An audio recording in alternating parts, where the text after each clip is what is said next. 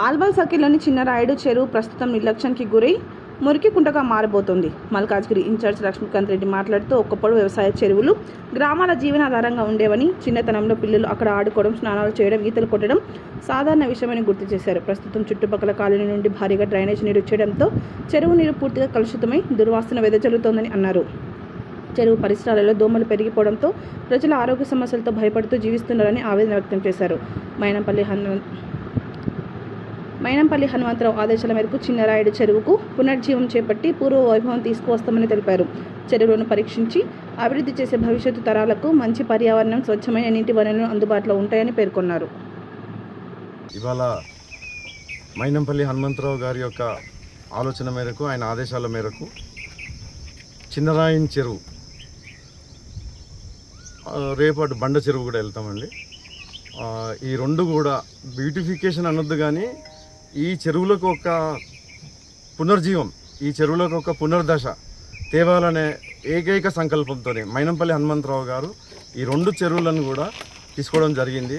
ఆయన ఒకటే మాట చెప్తున్నారు, వచ్చే సంవత్సరం లోపు ఈ రెండు చెరువులను అంటే మళ్ళీ పాత చెరువులు ఏ విధంగా అయితే ఉంటుండేనో, వ్యవసాయం చేసుకునేటప్పుడు మేము ఇక్కడ అలవల్ల ఈ చెరువులను చూసినప్పుడు, ఈ చెరువులలో మేము స్నానం చేసినామండి, ఈ చెరువులలో మేము ఆడుకున్నాము, అటువంటి చెరువులు ఇలా మురికి కుంపగా, ఒక మురికి కుంటగా మారుతుంటే ఆయన చలించిపోయినరు.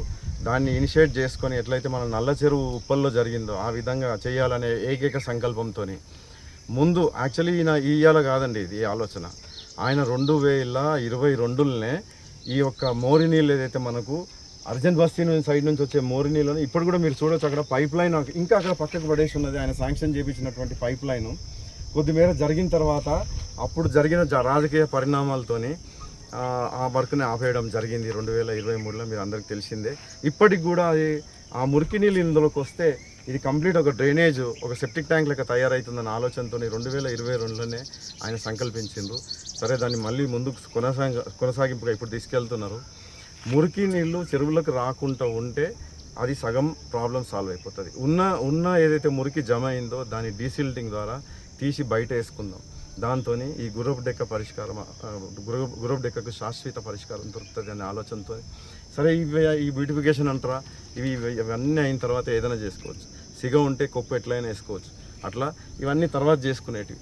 కట్టను బలపరచడానికి చేసిన ఇంతకుముందు తీసుకున్నటువంటి చర్యలు అవి మళ్ళీ చేద్దాం. కొద్దిగా ఏమైనా ఇక్కడ రిపేర్ ఉంటే, కానీ మెయిన్ ఇక్కడ ఏంటంటే మురికి నీళ్ళు చెరువులోకి రాకుండా ఈ 3 ఇన్లెట్స్ ఏవైతే ఉన్నాయో, మనం అర్జెంట్ బస్తీ ఇన్లెట్ ఒకటి, మన ఆనందరావు నగర్ ఇన్లెట్ ఒకటి, ఇక్కడ భారతీ నగర్ నుంచి ఇన్లెట్ ఒకటి, ఈ 3 ఇన్లెట్లను ఇందులోకి రాకుండా మనం ఇది చేసుకుందాం. మురికి తర్వాత వర్షం నీళ్ళు వచ్చి చెరువులో ఉండేటట్టు తీసి పర్మనెంట్గా ఈ డీసిల్టింగ్ చేసుకొని ఒక్కసారి ఆ బేసిన్ అంతా కూడా నీట్గా చేసుకుంటే ఇంకా ఆటోమేటిక్గా ఈ ప్రాబ్లము ఏ ఒక్క ఆనందరావు నగర్దో, భారతీ నగర్దో, వాసవి నగర్దో, జానకి నగర్దో కాదండి. ఇది యావత్ అల్వాల్కి సంబంధించినట్టు. ఎందుకంటే పైన కింద ఉన్నటువంటి ఈ చెరువుకి పైన కింద ఉన్నటువంటి కాలనీలన్నిటికి కూడా భూగర్భ జలాలు పెరుగుతాయి.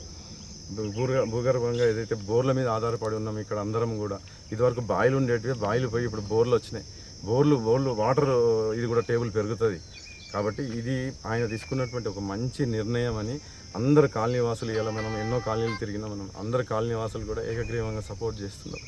అదేవిధంగా మన ప్రభుత్వంలో రేవంత్ రెడ్డి గారు కూడా ఇమీడియట్గా స్పందించడం జరిగింది. అందులో భాగంగా మన కమిషనర్ గారు కూడా ఇక్కడికి రావడం జరిగింది.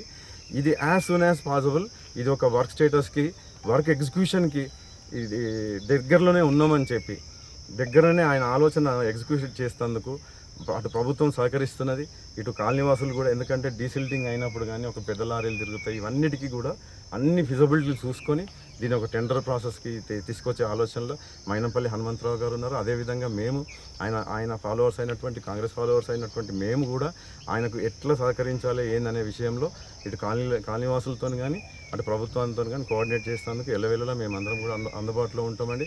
ఇది నిజంగా అల్వాల్కి ఒక మంచి రోజులు రాబోతున్నాయి. ఎందుకంటే ఈ చుట్టుముట్టు నోరు తెరిస్తే దోమల నోట్లకు పోయే పరిస్థితి ఉన్నది. దాని శాశ్వత పరిష్కారం దిశగా పోతున్నందుకు అందరూ కూడా హర్షిస్తున్నారు.